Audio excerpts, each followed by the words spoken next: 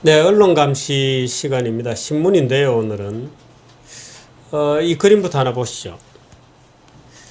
한국 소득 재분배 정책이 선진국 중에 최하위다. 월드 이코노믹 포럼, 세계 경제 포럼, 세제와 복지가 취약하다. 이렇게 되어 있습니다. 그 내용을 한번 보시죠, 우리나라가 소득 불평등을 줄일 수 있는 정부 정책이 주요 선진국의 견주어 매우 뒤처진다는 평가를 받았다.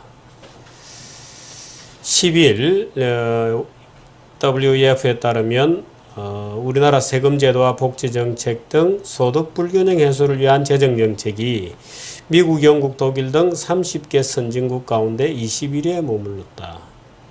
세금 제도와 복지를 나누어 보면 세금은 15위를 해 중간은 했으나 복지는 26위로 최하위권이다. 하고 쭉쭉쭉쭉쭉쭉 설명이 나갑니다. 그 다음 그림을 한번 볼까요? 이것은 이 사설입니다. 세계경제 포럼이 며칠 전 포용적 성장과 발전 보고서를 내놓았다. 우리나라의 재분배 정책이 매우 부실하다는 대목에서 눈길을 떼기 어렵다. 익히 알려진 사실을 확인하는 것임에도 씁쓸하다. 국민 생활을 고르게 나아지도록 하는 노력이 이렇게 미흡해도 되는 것인지 모르겠다. 자, 잘 보십시오. 제목은 분배 정책의 부실 보여주는 국제보고서입니다. 세계경제 포럼 보고서를 보자. 우선 이전 지출 등이 이루어지기 전에 시장소득이라고 합니다. 을 기준으로 할 때 우리나라의 진위계수는 2013년 현재 0.336으로 선진경제 30개국 중에서 가장 낮다. 다시 말해서 소득이 가장 잘 고르게 분포되어 있는 나라입니다. 믿으시겠어요? 다시 한번 보실까요?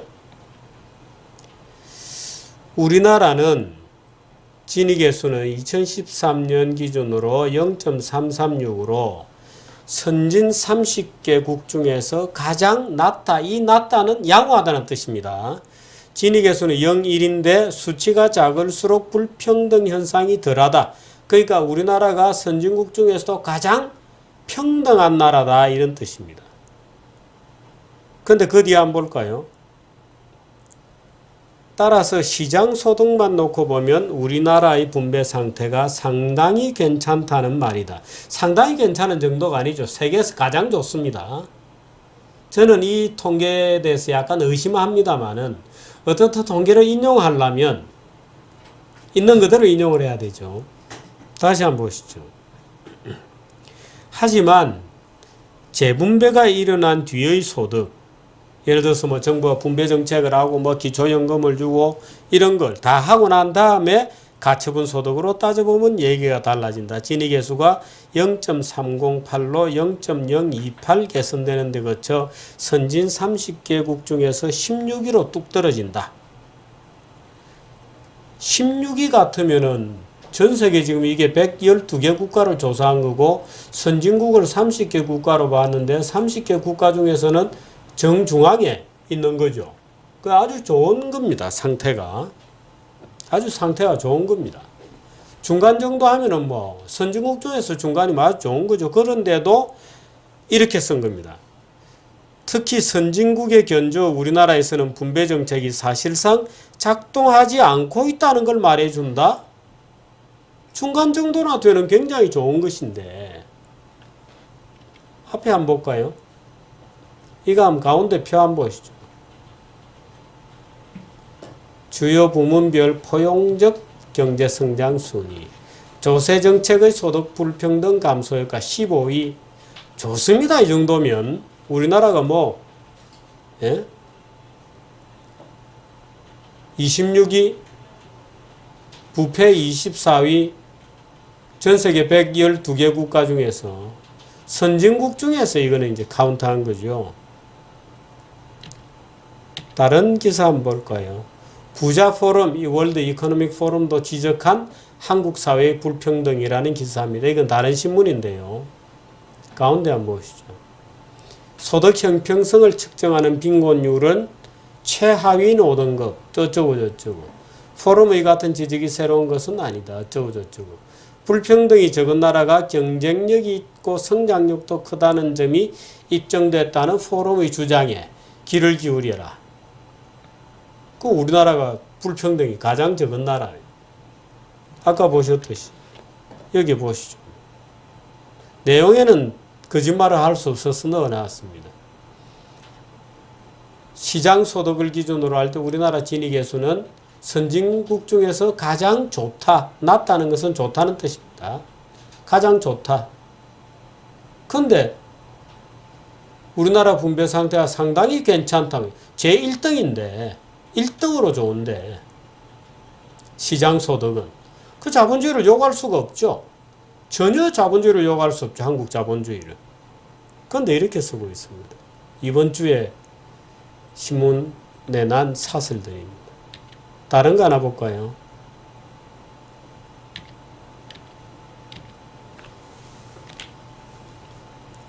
다른 거 하나 보도록 하겠습니다. 뭐 언론계 대선배가 쓰신 칼럼입니다. 좀 확대할 수 없나요?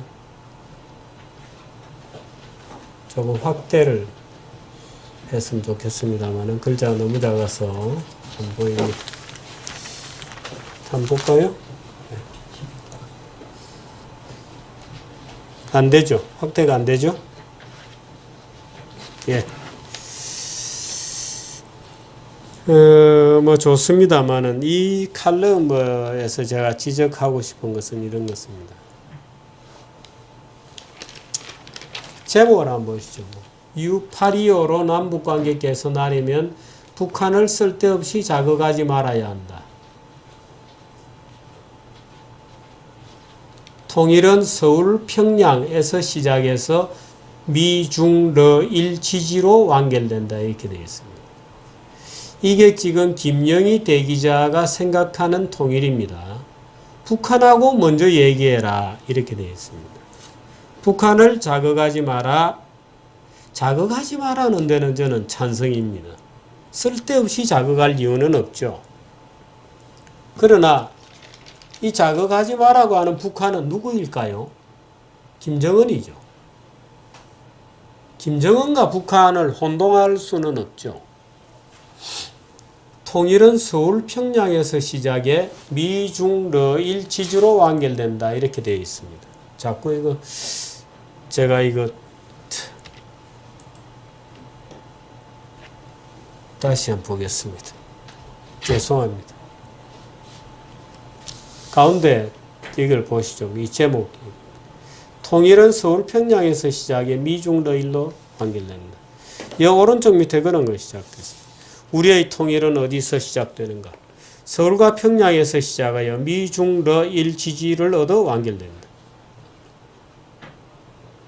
그래서 먼저 할 일은 남북한 간의 관계 개선과 협력의 대로로 발전시켜야 된다. 그러자면 통일이라는 말을 남발해서는 안 된다. 북한이 말하는 통일은 적화 통일이고 남한이 말하는 통일은 흡수 통일이기 때문이다.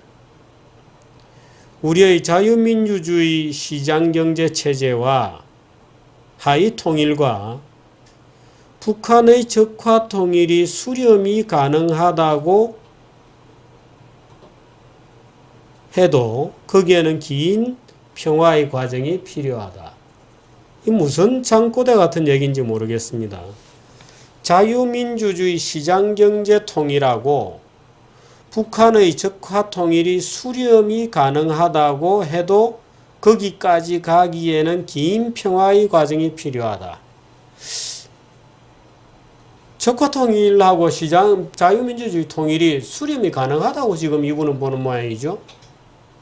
수렴이 가능하다고 해도 거기까지 가기에는 긴 평화의 과정이 필요하다. 이 평화는 뭘 얘기하는지 모르겠습니다. 이 평화는 뭘 얘기하는지 모르겠습니다. 자, 정규제의 언론감시. 제가 어제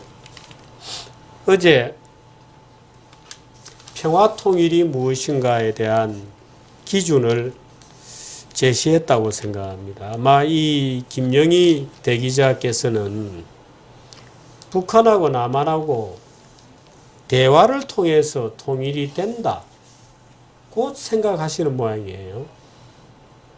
적화통일하고 자유민주주의 통일 사이에 뭔가 접점이 있다, 이렇게 아마 생각하시는 것 같은데 없습니다. 그 접점이 존재하지 않습니다. 접점이 존재하지 않습니다.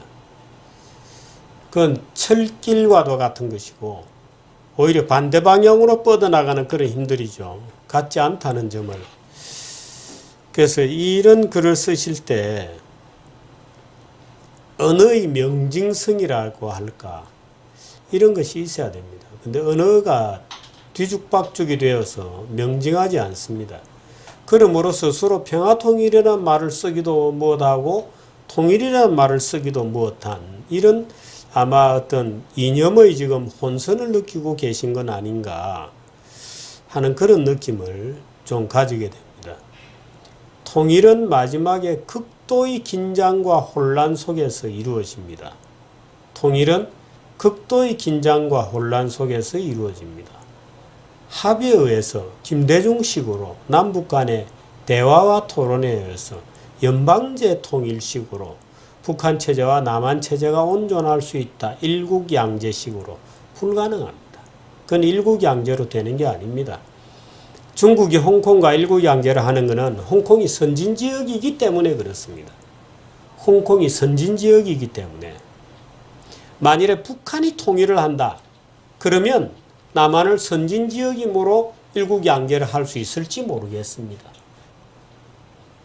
그런데 남한이 북한을 통일하게 된다, 그러면 일국양제 안 됩니다. 그 후진지역을 온전시킬 수가 없는 거거든요. 김정은이를 온전시킨다, 김정은 체제를 온전시킨다는 것은 그 자체로 범죄 행위입니다.